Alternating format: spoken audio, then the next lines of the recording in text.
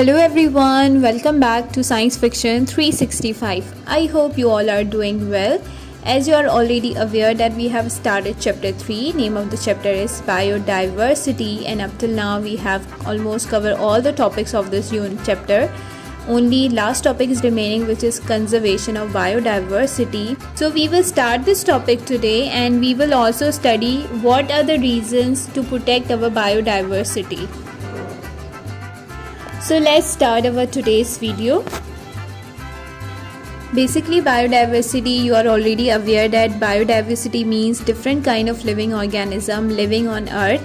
Now there are different varieties of plant, algae, fungi, animals, bacteria like cyanobacteria. They are almost present on earth and they are of different varieties. So now Pakistan is one of the few countries in the world to have every kind of geological structure.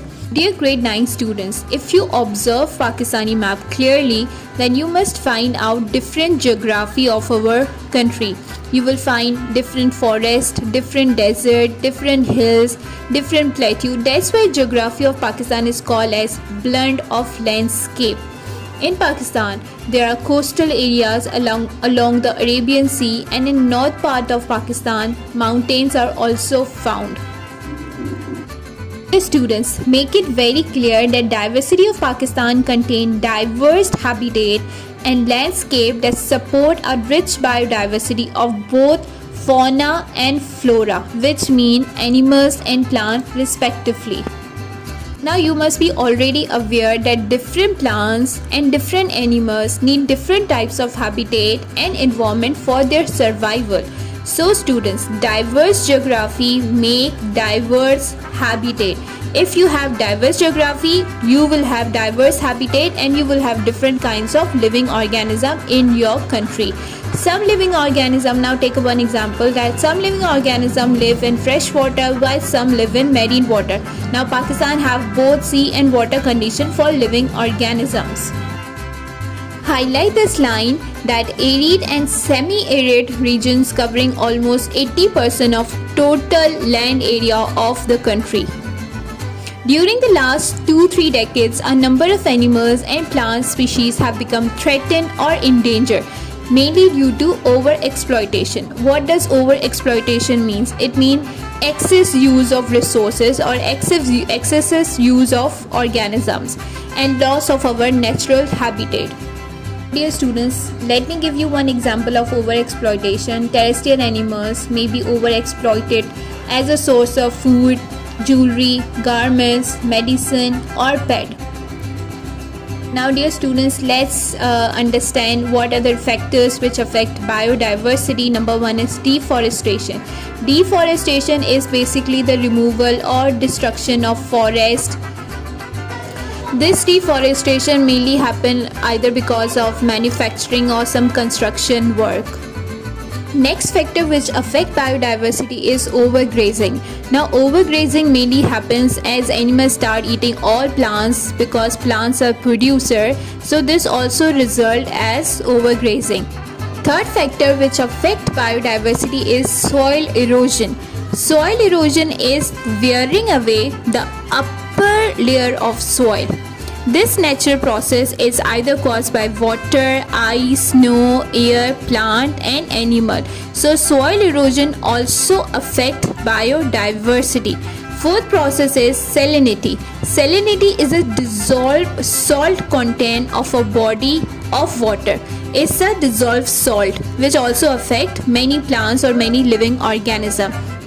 Next factor is water logging. The term waterlog is often used to describe the areas which are mostly affected either with water where there is a lot of rain or flooding. So these factors like deforestation, overgrazing, salinity, soil erosion and waterlogging are posing major threats to the remaining biodiversity of the country. Now to save different varieties of living organism and to save our biodiversity, we all need to pay attention in order to save the organism from being endangered. Otherwise, the organism will be extinct.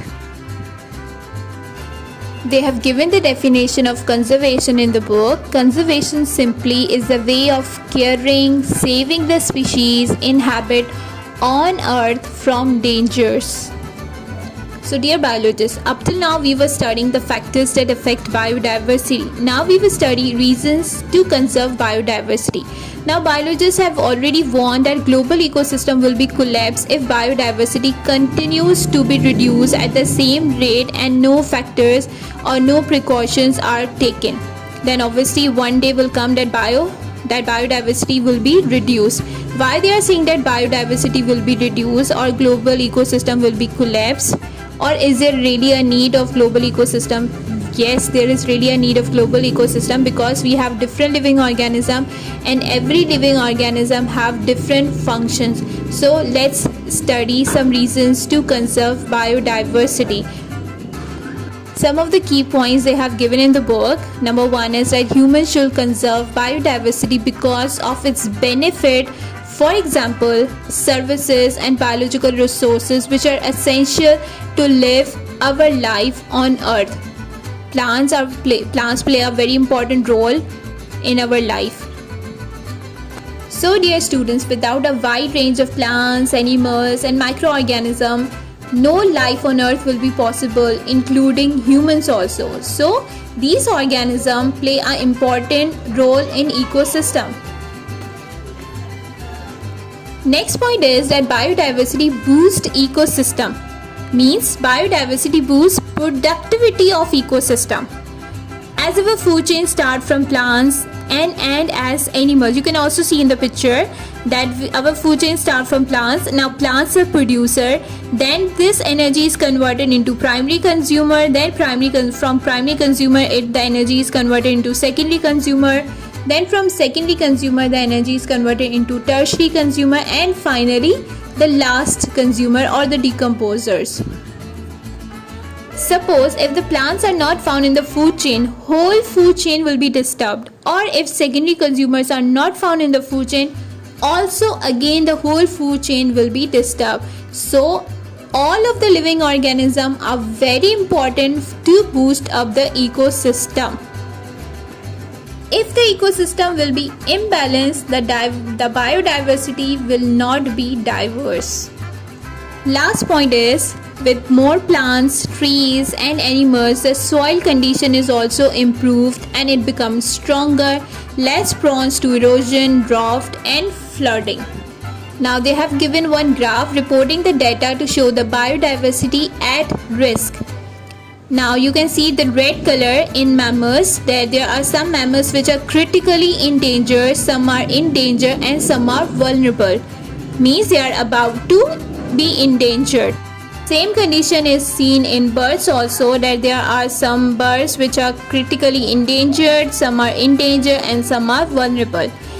You can see in amphibian that the bar graph of vulnerable is pretty high, so means they are about to be extinct or they are about to be endangered. They have also given the bar graph of reptiles, fishes, insects, mollusks and plants. So everyone needs to play a very important role to conserve biodiversity, otherwise living organism will be endangered. This was all from today. Thank you so much.